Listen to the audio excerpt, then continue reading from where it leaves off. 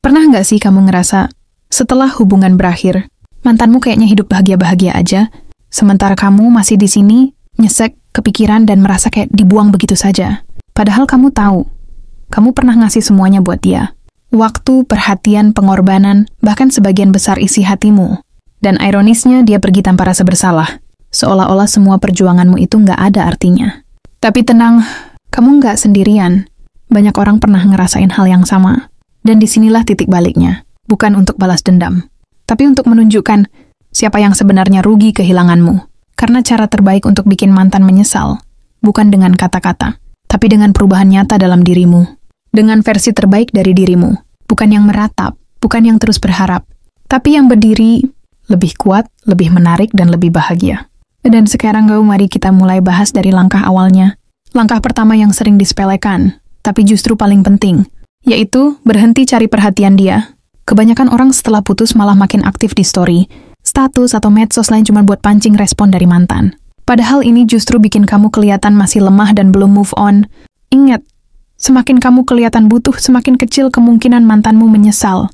Justru ketika kamu tiba-tiba diam, menghilang, dan fokus ke dirimu sendiri, disitulah rasa penasaran mulai muncul. Mantanmu mulai mikir, dia kemana ya? Kok nggak kayak biasanya? Ini adalah trik psikologis yang seringkali berhasil bikin mantan mulai stalking kamu diam-diam. Karena kehilangan yang nyata baru terasa saat kamu benar-benar nggak bisa lagi dia lihat. Dan itu semua dimulai dari satu langkah. Tarik perhatianmu dan kembalikan semuanya untuk dirimu sendiri. Jadi langkah awal untuk bikin mantan menyesal itu bukan ngejar, tapi menghilang. Tapi bukan sembarang menghilang. Kamu bukan kabur karena lemah, tapi mundur untuk bangkit. Karena setelah ini, kamu akan jadi versi yang jauh lebih keren dari sebelumnya. Dan saat dia sadar, udah terlambat. Setelah kamu bisa menarik diri dan berhenti cari perhatian, saatnya masuk ke langkah kedua. Langkah kedua adalah upgrade dirimu secara diam-diam tapi konsisten. Banyak orang setelah putus justru makin kacau. Nggak mau makan, tidur berantakan, hidup jadi semrawut. Padahal seharusnya, momen setelah putus itu adalah titik awal kamu bangun diri jadi lebih hebat. Bukan demi mantan, tapi demi dirimu sendiri. Karena ketika kamu memperbaiki dirimu, kamu akan bersinar tanpa perlu pencitraan. Mulailah dari hal-hal kecil. Bangun lebih pagi, olahraga ringan, perbaiki pola makan, dan rawat penampilanmu. Lanjutkan dengan hal-hal yang bikin kamu berkembang.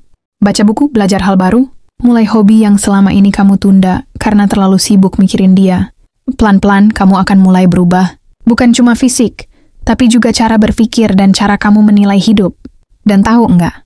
Saat mantanmu ngelihat kamu sekarang lebih keren, lebih percaya diri, dan lebih hidup, disitulah penyesalan mulai muncul perlahan. Dia akan sadar bahwa dia pernah memiliki seseorang yang luar biasa, tapi dia sia-siakan. Dan penyesalan terdalam adalah ketika seseorang menyadari nilaimu, setelah kamu berubah dan tak lagi menoleh ke belakang. Langkah ketiga, dan ini juga sangat penting, bangun kehidupan sosial yang sehat dan bahagia. Nggak perlu buru-buru cari pengganti, tapi kelilingi dirimu dengan orang-orang positif yang mendukung kamu tumbuh. Temui teman lama, ikut komunitas, atau bahkan traveling. Tunjukkan pada dunia bahwa kamu bisa bahagia tanpa dia, tanpa harus pamer, tanpa harus sok kuat, tapi bahagia yang tulus dari dalam diri kamu sendiri. Karena rasa bahagia yang tulus itu nggak bisa dipalsukan. Dan saat kamu bahagia tanpa dia, mantanmu akan sadar satu hal, wah, ternyata dia nggak butuh aku buat jadi bahagia. Dan percayalah, kalimat itu akan terus menghantui pikirannya. Bukan karena kamu jahat, tapi karena dia sadar. Kehilanganmu adalah kehilangan yang sebenarnya. Setelah kamu berhenti cari perhatian, memperbaiki diri, dan membangun kehidupan sosial yang sehat, sekarang waktunya masuk ke strategi yang lebih dalam. Langkah keempat, tunjukkan kesuksesanmu tanpa perlu pamer. Kesalahan yang sering terjadi adalah ingin segera terlihat lebih sukses. Dari mantan hanya demi gengsi. Tapi justru, kesuksesan yang benar-benar menyentuh hati itu datangnya dari proses. Bukan dari sekadar flexing di media sosial. Misalnya itu kami berhasil dapat pekerjaan yang lebih baik, bisnis kamu mulai jalan. Atau kamu aktif ikut kegiatan produktif. Jangan fokus buat pamer ke mantan. Cukup bagikan pencapaian itu secara alami. Biar orang lain yang bicara dan menyebarkan perubahan positifmu. Karena mantanmu akan mendengar atau melihat sendiri. Dan saat itu, dia akan sadar bahwa kamu ternyata bisa jauh lebih sukses tanpa kehadiran dia. Rasa menyesalnya muncul dari fakta bahwa dia meninggalkanmu justru di saat kamu berada di ambang naik level. Itulah momen yang pahit bagi dia dan manis buat kamu. Lanjut ke langkah kelima. Jangan mudah tergoda untuk balikan. Ini penting banget. Kadang setelah melihat kamu berubah dan makin bersinar, mantan akan mulai cari cara untuk kembali. Dia mungkin kirim pesan singkat, mungkin tiba-tiba nge-like foto lama, atau nanya kabar pakai alasan yang ngambang. Tapi kamu harus kuat, karena banyak mantan datang bukan karena cinta, tapi karena penasaran dan cemburu. Mereka datang hanya untuk memastikan, apakah kamu masih bisa aku miliki? Dan disinilah kamu harus tunjukkan bahwa kamu bukan orang yang bisa dimiliki seenaknya lagi. Kamu sekarang lebih dewasa, lebih tahu nilai diri sendiri.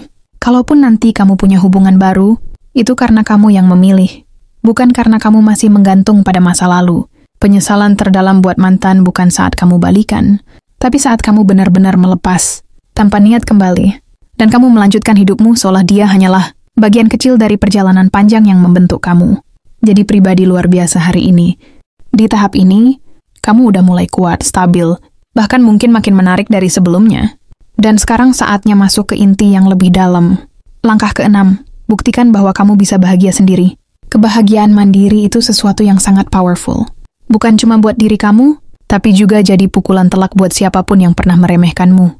Termasuk mantan, karena banyak orang mengira, setelah ditinggalkan kita bakal jatuh. Bakal kehilangan arah.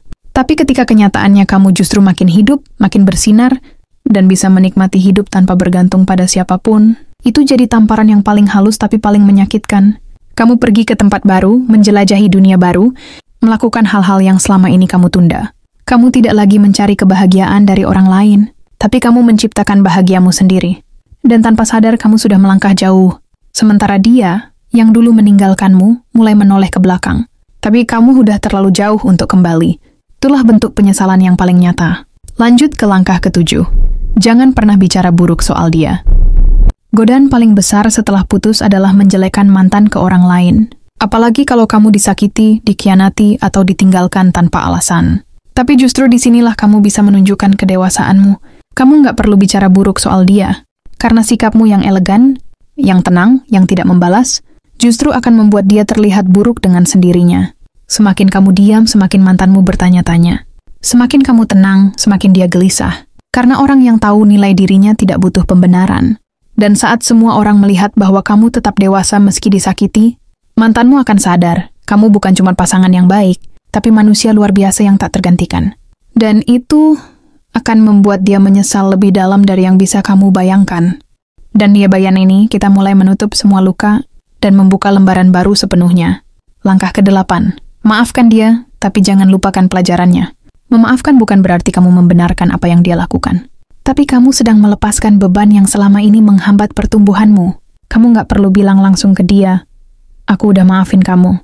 Tapi cukup dalam hati, kamu lepaskan semua amarah, semua kecewa, semua luka yang selama ini kamu pendam. Karena semakin kamu menyimpan dendam, semakin kamu masih terikat. Dan justru itu yang bikin dia menang. Tapi ketika kamu bisa tersenyum dan berkata dalam hati, aku nggak nyimpan dendam, aku udah belajar banyak dari kamu.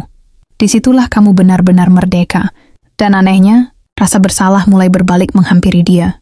Karena ternyata kamu bisa memaafkan, sementara dia belum tentu bisa memaafkan dirinya sendiri. Langkah ke-9. Buka hati untuk cinta yang lebih layak. Ketika kamu sudah melalui semua proses ini, kamu bukan lagi orang yang sama seperti saat kamu ditinggalkan. Kamu lebih kuat, lebih cerdas secara emosional, dan tahu apa yang kamu butuhkan dalam hubungan. Jangan takut mencintai lagi. Tapi sekarang, cintailah dengan standar yang lebih tinggi. Karena kamu sudah tahu rasanya disia-siakan. Kamu sudah tahu seperti apa rasanya dihancurkan, dan bagaimana bangkit dari kehancuran itu. Jadi kamu nggak akan jatuh ke lubang yang sama. Dan saat kamu akhirnya bersama seseorang yang benar-benar menghargai kamu, mantanmu akan melihat dari kejauhan.